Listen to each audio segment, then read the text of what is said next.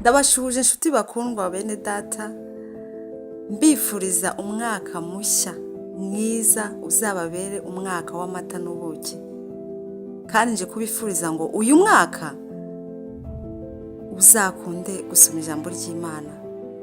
Ijambo ry'Imana rizakubera itabaza ry'ibirenge byawe, kuko ijambo ry'Imana ratubwira ngo ijambo ryawe Mana ni itabaza ry'ibirenge byanjye.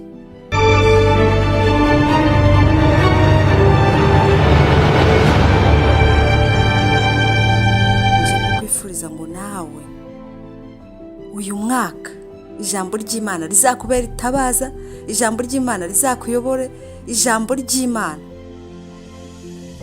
uzaritega amatwi, uzabonamo ibisubizo byinshi uyu mwaka. Ibisubizo byacu nta handi biri mu ijambo ry'Imana. Tujya kubishakira kure, tukajya kubishakira mu bantu, tukabishakira mu bakomeye, tukabishakira mu boroheje, ariko ijambo ry'Imana ririmo ibisubizo byose wifuza. Kunda gusoma ijambo ry'Imana muri uyu mwaka dutangiye. Ijambo ry'Imana ni umucyo, ijambo ry'Imana ni intwaro ikomeye. Ijambo ry'Imana rirera, ni iry'ukuri rwose, ni ryiza kandi ni ryo riduhumuriza by'ukuri. Kunda ijambo ry'Imana, usome ijambo ry'Imana. Uyu mwaka nshuti ndakwifuriza gusoma ijambo ry'Imana byibuze buri munsi. Gerageza. Nanjye ndakubwira nibwira, ndifuza ko najya nsoma ijambo ry'Imana buri munsi. Nimba ugiye gusoma ijambo ry'Imana, wisoma umurongo umwe gusa, soma igice cyose. Nimba ushaka gusoma igitabo cya Luka, ukavuga uti ukwezi ngiye gusoma igitabo cya Luka cyose, ukirangize ubone gutangira ikindi gitabo. Ariko nujya gusoma uvuga uti ndasoma igice cya mbere cya Luka, n'urugero usoma igice cya mbere cya Luka, ugitekerezeho, nurangiza usengere muri iryo jambo. Ndahamya neza ko uzumvamo ibisubizo byawe. Mu ijambo ry'Imana niko kuri dufite konyine twizeye kucyo Imana itubwiye. Ijambo ry'Imana ni ukuri. Ijambo ry'Imana nibwo buhanuzi bw'ukuri bwizewe bwakuyobora muri uru rugendo. Reka ijambo ry'Imana turigire iryacu, niryo ritubwira ukuri yuko turi abanyabyaha maze tukihana. Ijambo ry'Imana ritwigisha urukundo rw'umucunguzi wacu. Iyo tuyobye inzira, ijambo ry'Imana riradutarura. Iyo dutewe n'ibyago, ritumara umubabaro. Mureke twigishwe n'ijambo ry'Imana. Ijambo ry'Imana ritwigisha ko turi abasuhuke mu isi, bigatuma ibitubabaza n'ibiduhangayika bitadufataho umwanya, kuko tuzi neza ko ahangaha atariho iwacu. Ijambo ry'Imana rituma tunesha. Ijambo ry'Imana ni umutsima w'ubugingo. Ijambo ry'Imana ritera imbaraga. Iyo wacitse intege ugasoma ijambo ry'Imana, ntushobora kurangiza gusoma ijambo ry'Imana utabonyemo ijambo ry'ibyiringiro, utumvisemo ijwi rihumuriza. Ijambo ry'Imana ni ryiza. Ijambo ry'Imana rimara inyota. Wari ukakaye, wumva wakakaye, ukumva urongeye ugaruye ubuyanja. Bibiliya ni intwaro yacu dukwiye gufatanya no gusenga buri munsi, tukabasha gutsinda ibishuko n'ibigerageza. Abacu batubanjirije Bibiliya bayigize intwaro kandi baranesheje pe. Bari bafite kwizera, bari bafite imbaraga bahabwa no gusoma ijambo ry'Imana. Bibiliya irimo ubuhanga buhanitse bwahumetswe n'Imana kandi budashobora kuvangirwa, kuko ijambo ry'Imana ni ukuri. Nkunda ijambo ry'Imana kandi by'ukuri mfite icyo ndikundira, kuko ijambo ry'Imana rirabohora. ijambo ry'Imana rirakiza, ijambo ry'Imana riratweza, ijambo ry'Imana riraduhumuriza. Ijambo ry'Imana ni indorerwamo twireberamo tukamenya aho twanduye, kandi ryarangiza rikatweza tukera de. Ijambo ryarambwiye ngo mubereshe ukuri, ijambo ryanjye ni ryo kuri, ijambo ry'Imana ni ukuri. Usomye Zaburi y'119 ugasoma uhereye ku murongo wa mbere ukarangiza igice cyose ukageza ku murongo w'176, Bibiliya itwereka neza akamaro ko gusoma Bibiliya. Iriya Zaburi iracukumbura ikerekana akamaro ko gusoma Bibiliya. Ndakwifuriza nawe kuyisoma ukayirangiza. Uhereye ku murongo wa mbere haravuga ngo hahirwa abagenda batunganye bakagendera mu mategeko yanjye. Amategeko y'Imana nta yandi ni ijambo ry'Imana, ukagerageza kurikurikiza ukabona kunesha. Nta handi tuzakura kunesha bene data. Ntabwo ushobora kunesha wowe ubwawe ku giti cyawe. Twebwe ubwacu nta mbaraga dufite zo kubasha kuba twanesha ibigeragezo, ntazo dufite. Ariko ijambo ry'Imana ni umutsima utera imbaraga tukabasha kunesha. Ngukurikiye ngo hahirwa abitondera ibyo wahamije. Hahirwa umuntu witondera ijambo ry'Imana akarikurikiza, uwo ngo arahirwa. Arahirwa. Bijya bikubaho gusoma ijambo ry'Imana ukisetsa, ugatera akamo, ukishima, ukumva umeze nk'uri kumwe n'umuntu.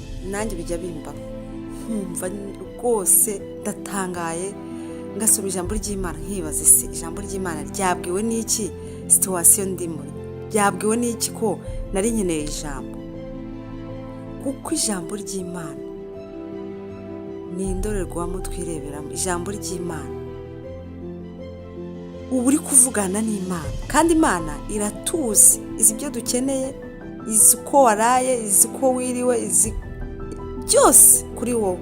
Niyo mpamvu iyo usomye ijambo ry'Imana uba uri kumwe n'Imana, uba uri kuganira n'Imana. Ni igihombo gikomeye kuba umuntu yavuga ngo yafashe gahunda yo gusenga, ugasenga ukabwira Imana ukarangiza udasomye ijambo ry'Imana. Uba uhombye, kuko wowe wasenze kandi Imana iragusubiriza he? Muri rya jambo ry'Imana. Niyo mpamvu nimba ugiye gusenga wikwibanda cyane ku gusenga no kuririmba, wibuka no gusoma ijambo ry'Imana, kuko niho uri bubonera ibisubizo bya byifuzo byawe, niho uri bubonere umutuzo, kuko Imana iragusubiriza mu ijambo ryayo. Imana itugirire neza.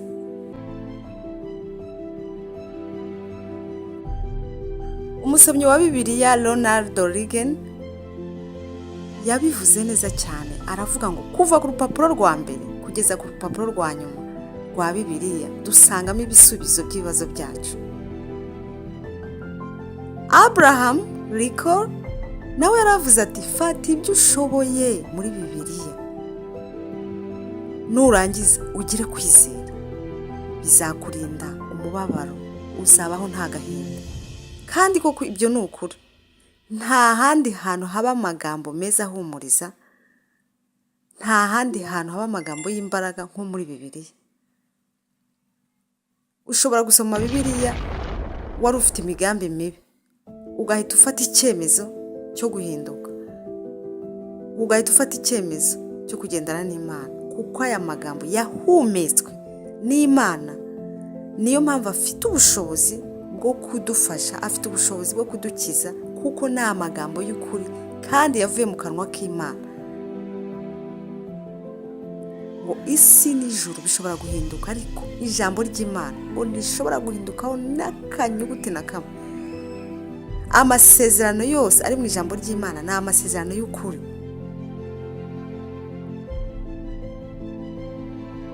Gira kwizera, usome ijambo ry'Imana kandi urigenderemo. Uzahirwa, uzagira umugisha, uzagira amahoro.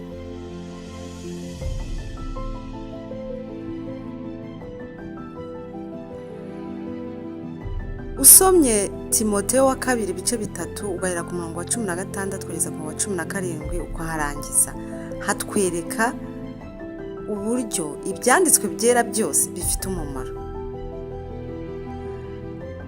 Tubashije gushyira mu ncamake iryo jambo ritubwira, batwereka uburyo ijambo ry'Imana ritwigisha, rifite umumaro wo kutwigisha, rifite umumaro wo kutwemeza ibyaha, rikadutunganya, rikatweza. Ariko uba ugomba kubanza ukemera ibyaha byawe, ukemera ibyaha, noneho rya jambo rikakweza kandi rikaguhindura. Nicyo cyiza cy'ijambo ry'Imana.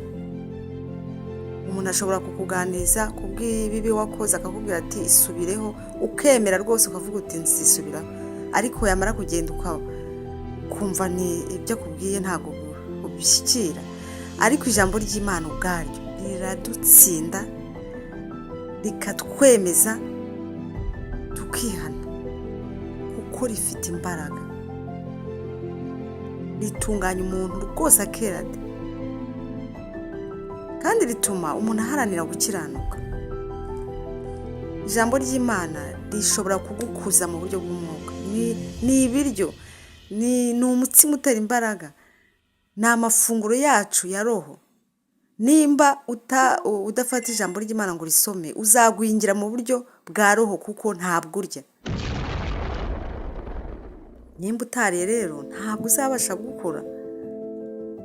Ijambo ry'Imana rifate nk'ibiryo, ijambo ry'Imana rifate nk'ibitunga roho yawe. Ijambo ry'Imana kandi riduha umutima utunganye wo gushima Imana. Iyo usoma ijambo ry'Imana urushaho kubona akamaro ko gushima Imana. Kandi ijambo ry'Imana rituma umuntu aba umunyakuri, ritwigisha kuvugisha ukuri,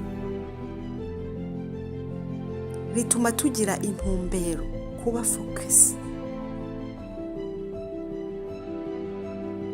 Nturebe ibitagira umumaro, ahubwo ijambo ry'Imana rikwereka ibifite umumaro, rikurinda gutakaza igihe ku bidafite umumaro.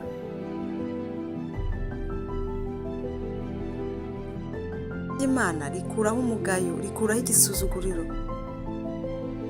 rituma tudakorwa n'isoni, kubera ko iyo usoma ijambo ry'Imana utinya gukora iby'isoni nke, bikakurinda guseba.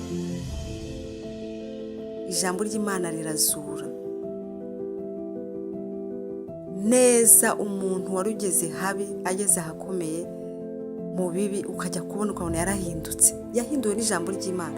Abantu baragerageje, umuntu yarafunzwe arafungurwa biranga, arongera arafungwa biranga, ariko ijambo ry'Imana rije riramuzura, riramweza, ku buryo wamureba ntumumenye, ukavuga uti ni wa wundi, kuko yarahindutse, yahuye n'ijambo rizima ry'ukuri ribatu.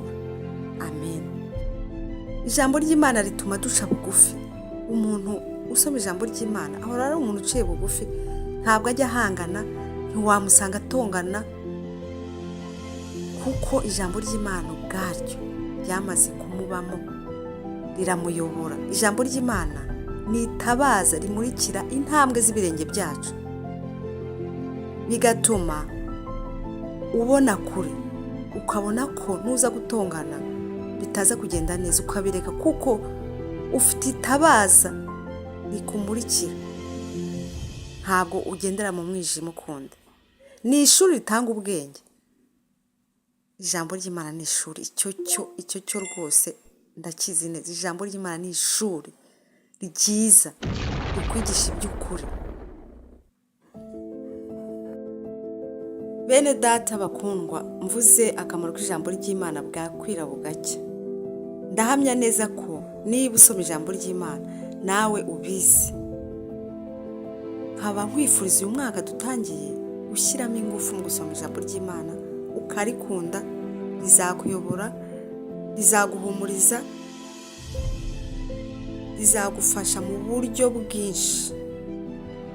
Ijambo ry'Imana rizaguha amahoro, wumva uri umuntu utuje, wumva ufite amahoro asesuye, atari ya yandi yo kugira ari uko uri mu byiza, uri mu munezero, ya yandi arashira kuko iyo ibyiza birangiye usubira mu mubabaro, na ya yandi nayo ugira ari uko